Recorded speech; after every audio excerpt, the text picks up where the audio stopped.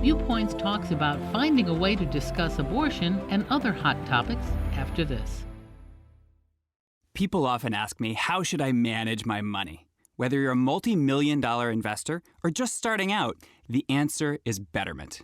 I'm John Stein, founder and CEO of Betterment. We created smarter technology to automate investing, help you make better financial decisions, invest for your personal goals, and stay on track for retirement. Betterment is the easier way to invest, at a fraction of the cost of traditional investment services. The revolution of smarter, more straightforward, personalized investing has begun, and we're leading the way. Betterment is already managing billions of dollars for more than 100,000 customers. Isn't it time you took control of your financial future? Sign up on your computer or smartphone today and receive up to 6 months free. Get full terms and conditions at betterment.com/podcast. Betterment. Investing made better. Sign up today at betterment.com/podcast. There is probably no more contentious topic on the American scene than abortion. The debate began when the case of Roe v. Wade was decided by the U.S. Supreme Court in 1973, and it continues in state houses, on talk shows, in churches, and by politicians on the stump more than 40 years later. If you listen to the TV and radio news shows, you'd think that there were just two sides to this issue, pro-life and pro-choice, and that they'll never come to any agreement. That can leave a lot of people out in the cold, namely those women, their partners, and families who have abortion experiences themselves and who have no nonpartisan, non-judgmental place to talk about it. Aspen Baker was one of those young women. She's the co-founder and executive director of Exhale and author of the book Pro-Voice, How to Keep Listening When the World Wants a Fight.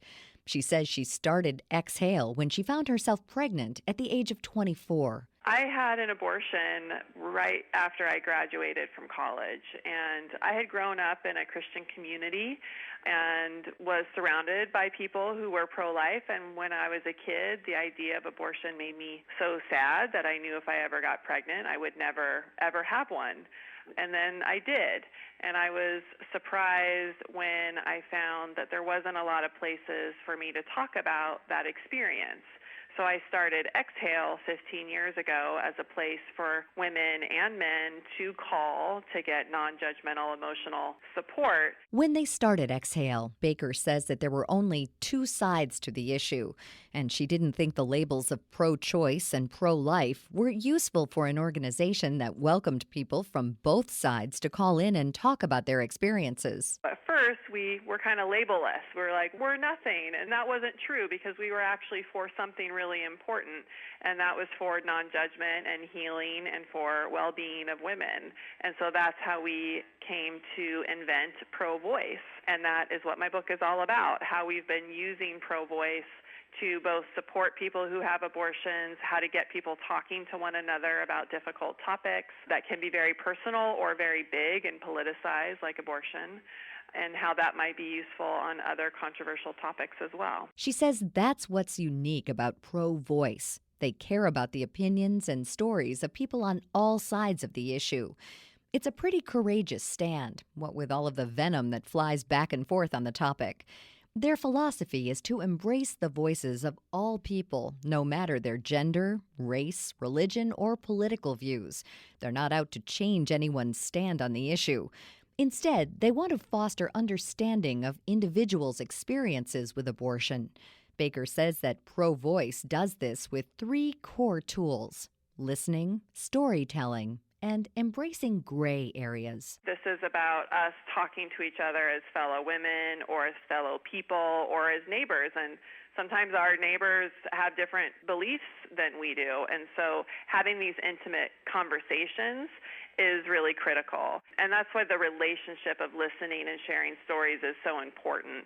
So if we're really listening actively, then we will be hearing things that make us change our own perceptions.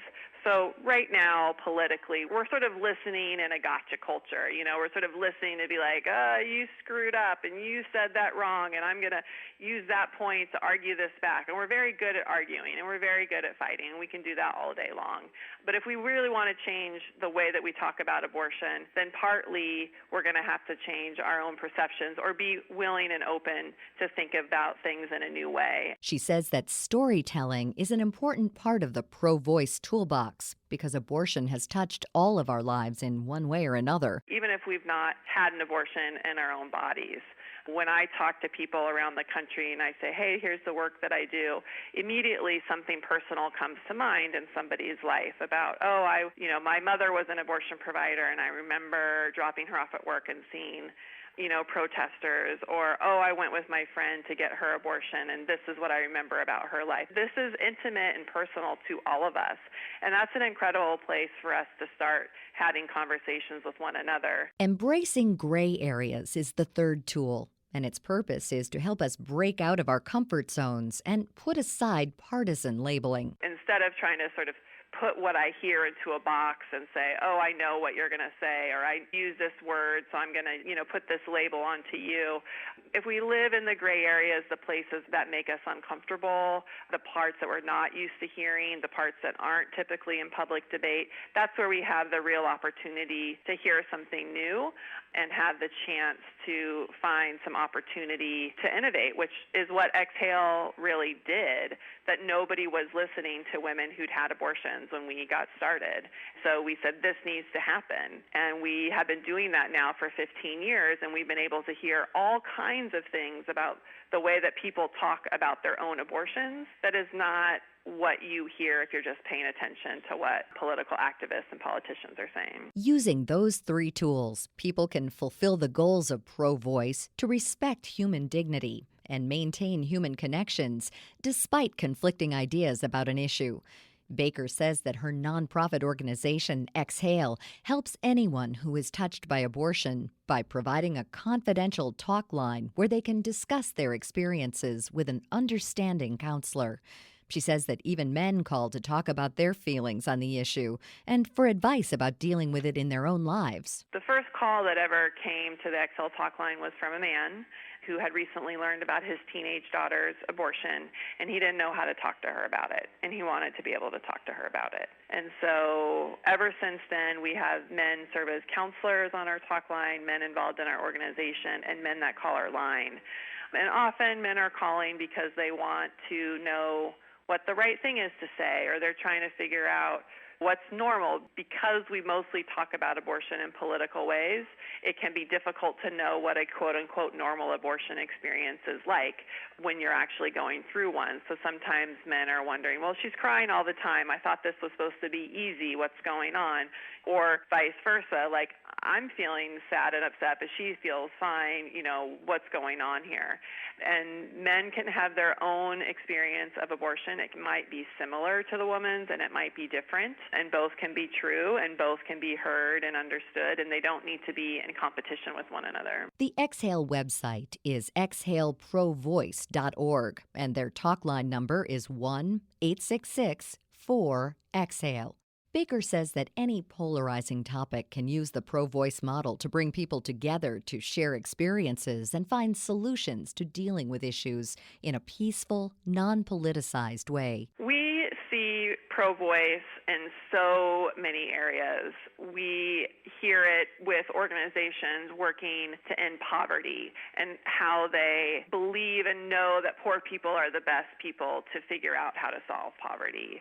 We definitely hear the way that pro-voice is used around issues of sexuality and letting people use their own labels and treating different experiences with support and respect and not having to box people up in gendered boxes and that they can create their own boxes. So we see pro-voice far beyond the issue of abortion. Baker hopes that after reading about pro-voice and Exhale, people will understand that there's another way to discuss big, touchy political issues other than the you versus us debate we so often hear in the media. I hope that people realize that these big politicized conversations like abortion are actually something that we can talk about, and that there's ways to talk about them that feel supportive and respectful, even with people that we might disagree with, and that pro-voice is a contagious practice. So the more people practice it, the more it spreads, and that we all have the power to shift and change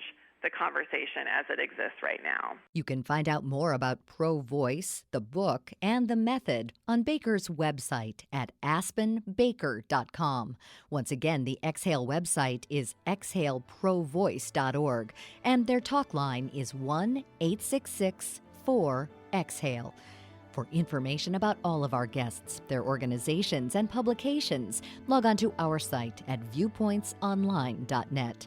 You can find an archive of past programs there and on iTunes and Stitcher. Our show is written and produced by Pat Reuter. Our production directors are Sean Waldron, Reed Pence, and Nick Hofstra. I'm Marty Peterson.